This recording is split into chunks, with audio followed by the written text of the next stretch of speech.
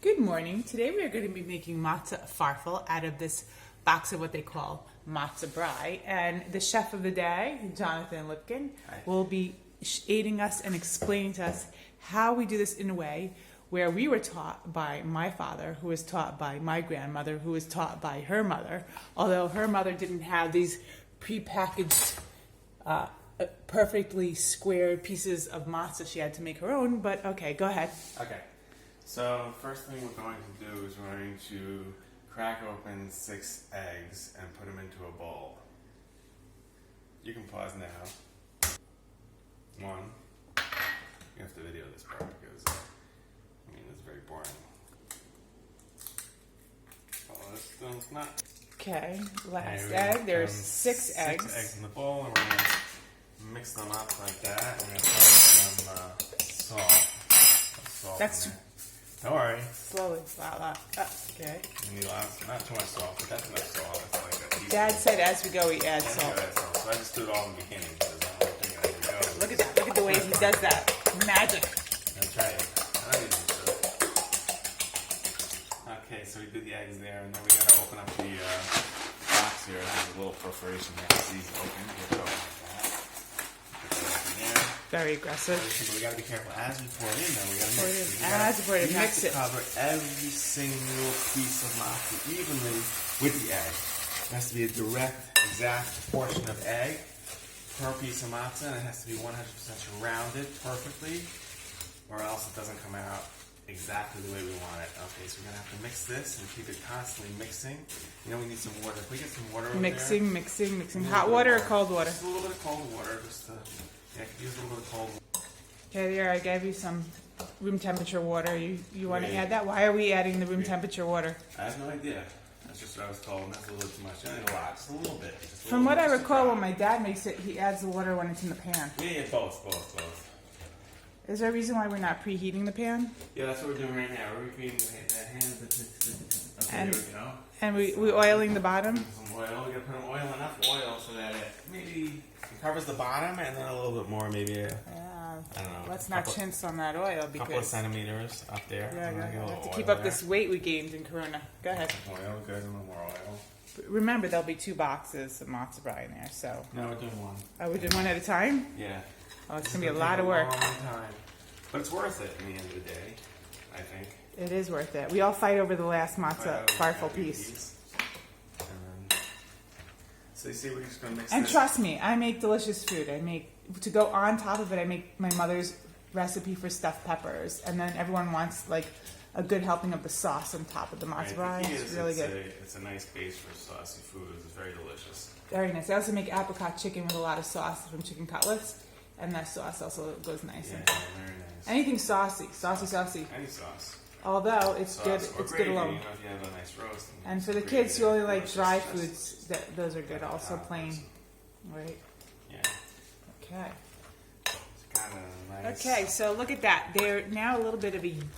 You can see that they're like all covered with egg. in egg. Each one is eggy, and the oil is hot, and we got The oil this is hot. nicely mixed, and every single piece of matza is covered.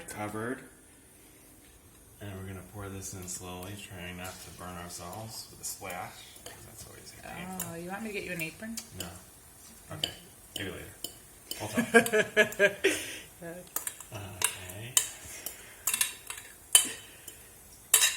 Get this way. We don't want to miss a piece. Maybe every single. We gotta keep mixing it. This is a difficult process. We gotta go all the pieces, but we gotta mix it. Too bad we don't have the silicone spatula for Right. Tessa. Okay, on the list for next year. Silicone. Titanium and silicone spatulas for next year. Okay. Titanium? But, Hey John, I found this. You want to use this? no, I use this instead. Okay.